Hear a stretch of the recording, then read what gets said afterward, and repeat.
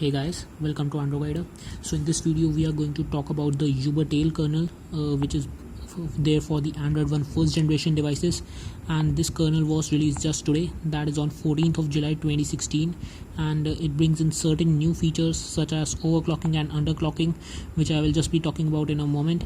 So as you can see that currently I am running a Spice MI498 device, which is an Android 1 first generation device, and currently I am using the Restruction Remix 5.7.1 ROM, and this is the latest ROM, and it comes in with the July 5 security patch, and it is based on Android Marshmallow 6.0.1.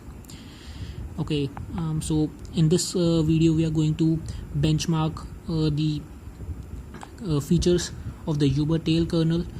So currently, as you can see that I'm using the Ubertale 1.0, and it comes in with the latest Linux 3.10.102 security patch, and so the Android 1 first generation devices come in with the MediaTek MT6582 processor, which has a maximum clock speed of 1300 MHz and a minimum clock speed of 598 MHz.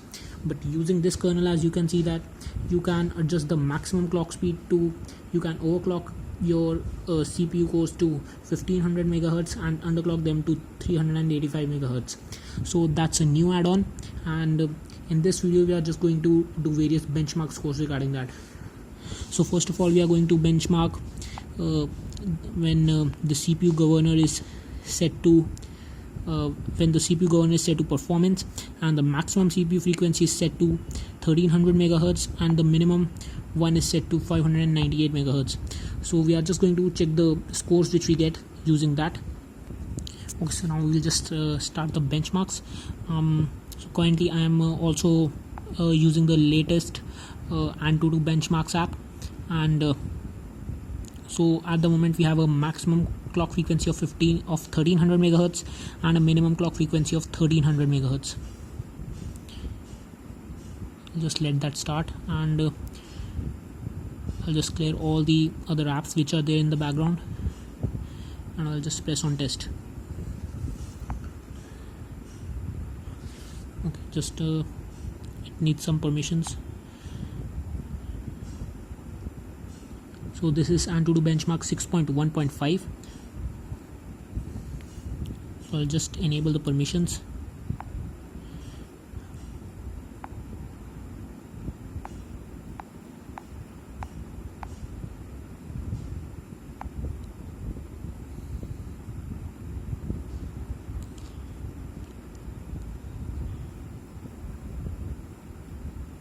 Okay, so let's start now.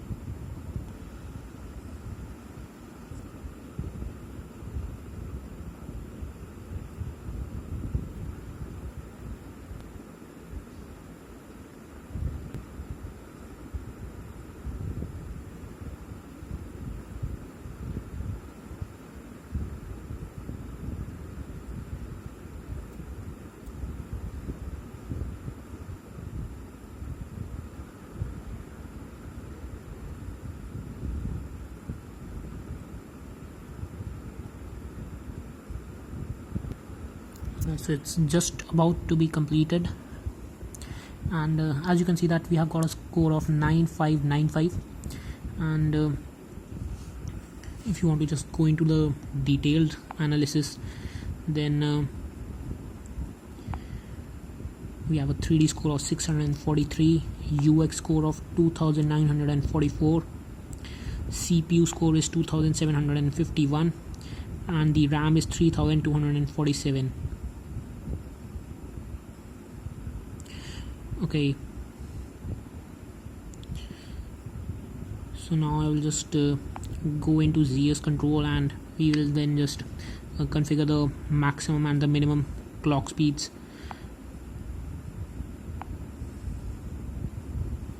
So I'll now just adjust this to 1500 megahertz and adjust this to 385 megahertz.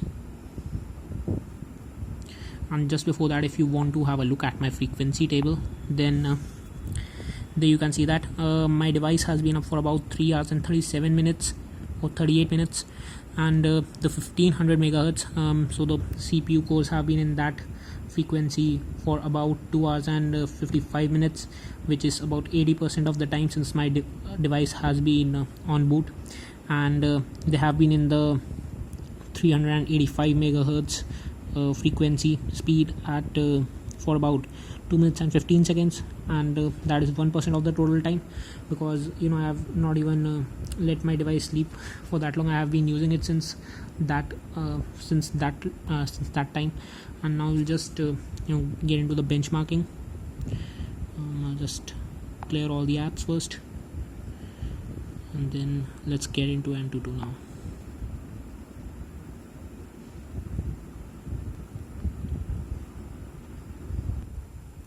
So let's just press on test again.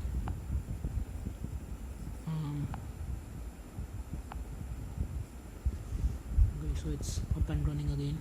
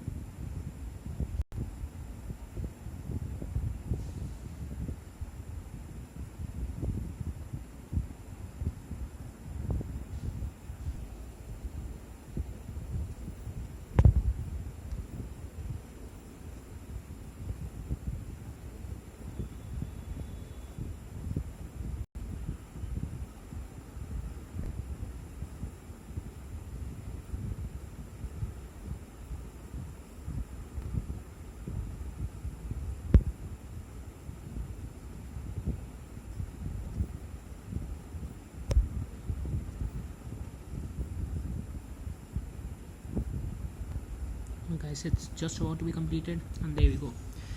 So we have got a score of 11,550, and in comparison to our earlier score of 9,595, there is there you can say that there is about a gap of almost 2,000, which is a pretty significant gap.